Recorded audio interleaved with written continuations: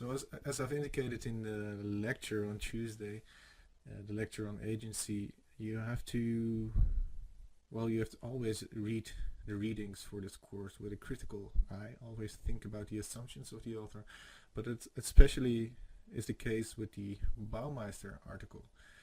As I've indicated, there are a couple of things I'd like you to think about based on what the author or the authors claim in the article. Like, is free will the same as impulse control, and do people engage in the rational pursuit of self-interest, all which are claimed in this article, which I'd like you to think about. So when you read the Baumeister part of the reader, do not accept everything in the article as evident truth or anything. I'd like you to think about certain parts, and in this video I'm gonna point out which parts especially I'd like you to reflect on. So let me walk you through the article. So here's the article by Baumeister, which, as you've probably seen before, or maybe it's the first time you've seen it, but you got it in the reader. So I'm going to point out the most important points from the article first. So please check. Well, in the introduction, the author claims that, makes his main claim that free will is actually a form of self-control which is necessary in guiding human behavior, cultural human behavior. So he talks a lot about why the study of consumer behavior is especially important for studying impulse control and for studying free will. He talks a bit about all the choices consumers have to make, which makes consumer behavior an interesting subject for study for psychologists, of course. It doesn't necessarily mean that people enact free will when they decide what to buy. But this is setting the stage in which the authors indicate, we can view impulse control as being a form of free will, and we can study that form of free will by studying how people make decisions when they decide to buy stuff. The second point they make, indicated by the Roman numerals 2 indicated here, is an interesting point. It's more related to the study of free will in general. So here the authors claim, they offer some critique or some overview of the literature on free will, of which you've already known the Libet article by Libet, of course. And here they indicate, they ask the question whether we can study human behavior at all if people had free will. So think about that. We're going to talk about this during the lecture as well. What it means when people are completely free, or how can we conceptualize a pure form of, free will? Does it mean that we can't predict behavior at all? So is behavior uncaused or unpredictable by other variables, which would make it very difficult to study human behavior, of course. The third point is also related to the study of free will, and isn't his way of describing, or their way of describing the studies by Libet, which you've already read about, of course, in a different reading, so this should be clear to you. The fourth point, and here is where it gets interesting, is that they indicate here the core of our theory of free will is that evolution endowed the human psyche with a relatively new and different process for controlling its behavior and regulating its responses, etc. So they say, the old way of viewing, or the classical way of viewing free will as a form of uncaused action, or of a form of, they see the Libet studies as a form of generating random behavior, isn't a very, very productive view of thinking about human behavior, and they might be right about that. But of course, draw your own conclusions. And they say, it's more useful to view what we call free decisions, or indications of free will, as a form of impulse control, which would make more sense in an evolutionary manner, which I describe in the rest of the article, because being a social animal and having to live within groups and having to decide and act within groups in an efficient manner would make it necessary for humans to have some form of impulse control. So this form of free will would make more sense in an evolutionary way of speaking, according to the authors.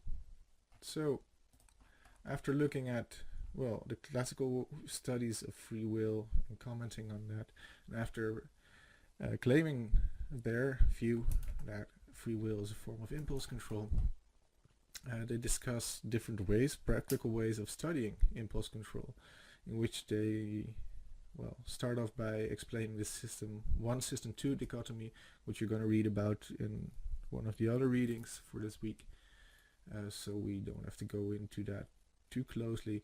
And they finish off by well, talking in this part about their own theories about self-control and self-regulation, which we're going to talk about extensively during the lecture. The final, the sixth point of interest which they make is a way of relating free will again to, well, being a necessary form or necessary social construction, if you will. So they say that the idea of free will has a, well, relevant function in enabling or stimulating more moral behavior. Because when people are made to believe, which we've talked about during the lecture as well, that free will is an illusion, people decide to act less moral. So that's it for the main talking points, or the most important points from this article. But it remains to be, we still have to talk about well, the points for discussion, which I'd like you to reflect on, which I've indicated with a D for discussion, or debunking, if you will. So the first point the author makes, which I think is very interesting, is indicated here, in which they claim, or the authors claim, that consumers can calculate their enlightened self-interest and act accordingly, and as they do so, the system makes more and better goods available for more people.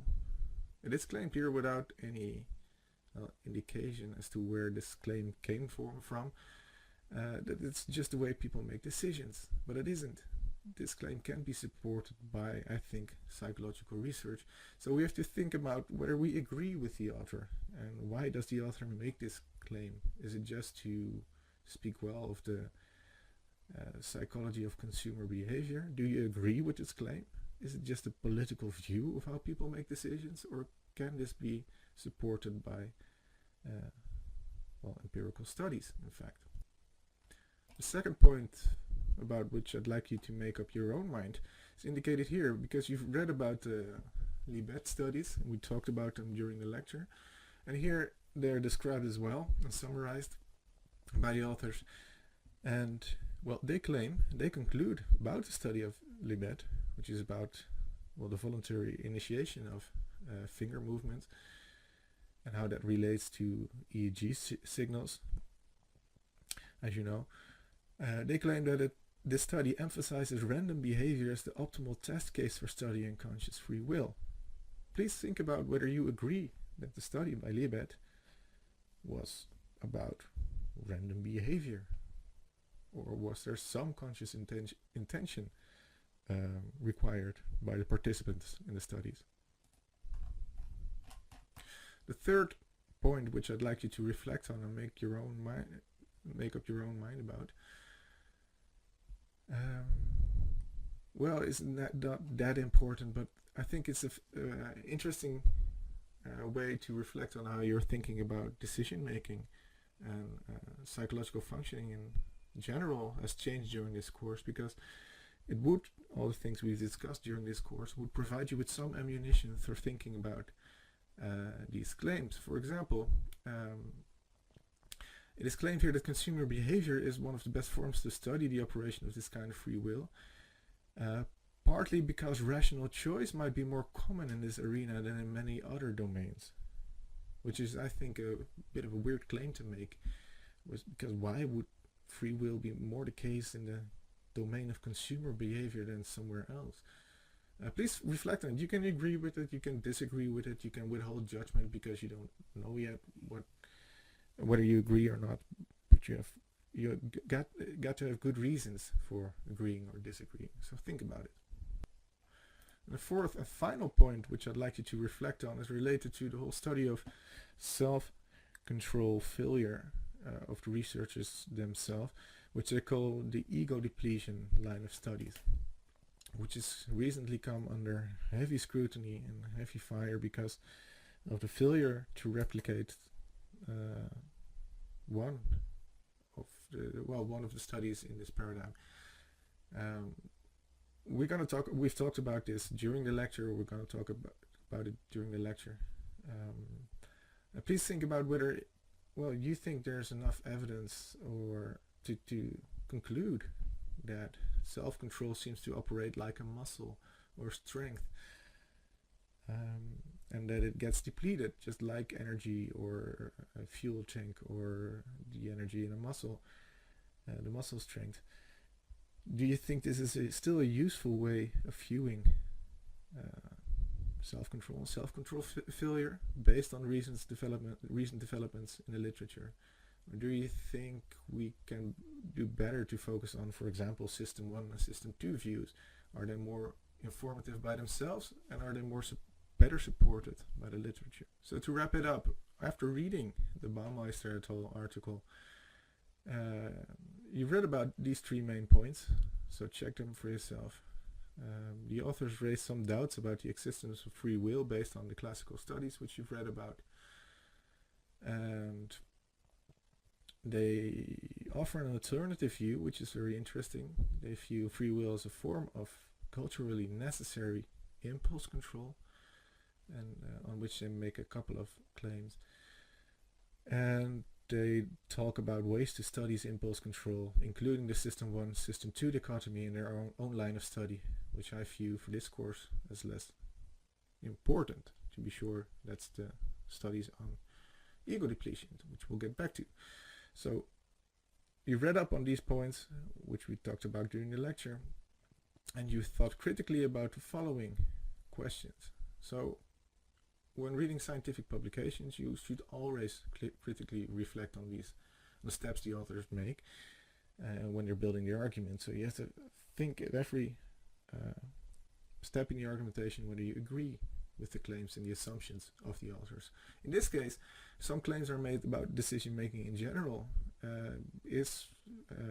Are consumers focused on a rational pursuit of self-interest, for example?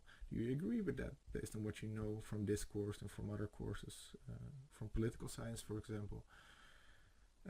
So you should see reading this article as a way of, applying the knowledge that you've gathered during the rest of this course. You should also think and relate this to other research you've read. So can we really make the claims about the Libet study that it's related to random behavior based on what you know about the study? And finally, how can we best explain impulse control? So